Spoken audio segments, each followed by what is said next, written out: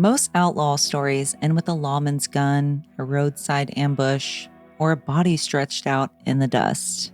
The Newton brothers' biggest crime ended because of one of their own men fired into the dark and hit Doc Newton.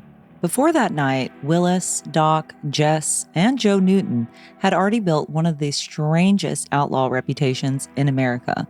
They were four Texas brothers tied to Uvalde, raised around poor farm work, bad money, and hard living.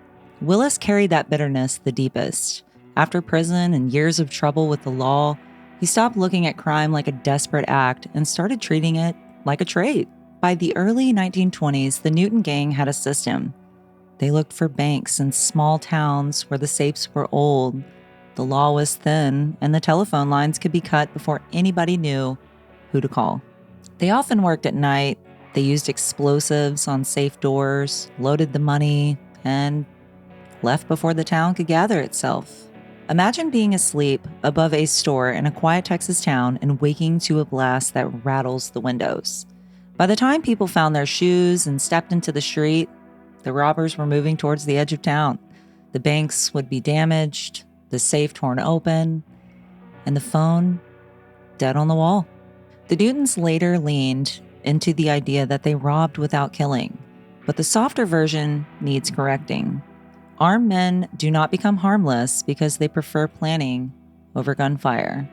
During a robbery in Toronto in 1923, Willis Newton wounded two messengers when the job turned violent. Their care did not make them innocent. By 1924, the brothers wanted a score bigger than any small-town bank could offer. The target was the Chicago, Milwaukee, and St. Paul mail train near Roundout, Illinois.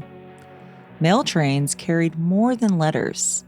They carried cash, bonds, securities, jewelry, and registered valuables moving through the country under federal protection. The gang had inside help and waiting cars.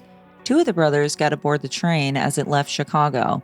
Once it was rolling north, they climbed into the engine cab and forced the engineer to stop near the place where the rest of the crew waited.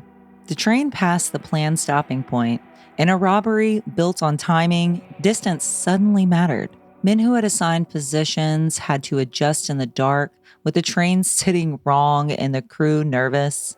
Robbers moved where other robbers did not expect them. Glasscock, one of the gang members, saw a figure in confusion and thought he was looking at the threat from the train. The man shot was Doc Newton. Doc went down with 5 bullets in him. For a few minutes, a bad plan can feel genius. The mail sacks were there. The valuables were there. The cars were there waiting. When the gang had to carry the wounded brother with the loot, every advantage they thought they had started turning into a problem. Doc's wounds pulled the Newtons back towards Chicago. They needed a doctor, a room, and people willing to keep quiet. Postal inspectors and police followed those loose ends. The haul was reported around $3 million, making it one of the largest train robberies in the United States history. But the wound mattered more than the number. The bullet gave the law a trail. The brothers were caught. Prison followed. Much of the stolen property was recovered or returned. The score that was supposed to buy freedom became the job that ended the gang. Willis Newton wanted crime to behave like work. Pick the target, know the weakness, use the tool, and leave before the town wakes up. For a while, that approach made the Newtons successful enough to become legends. Roundout stripped the romance of the method. A train stopped short, a man moved wrong in the dark, another man fired too fast. All the planning in the world had to share space with panic. Years later, some of the brothers returned to Uvalde and became old men with outlaw stories behind them. The crimes became folklore because time has a way of making danger look cleaner from a distance. But the heart of the story stays beside that train in Illinois.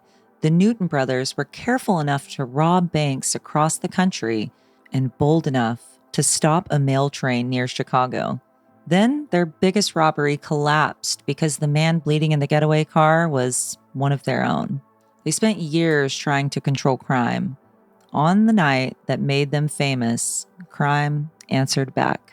Thank you for watching this episode of the Eclectic Historical Society.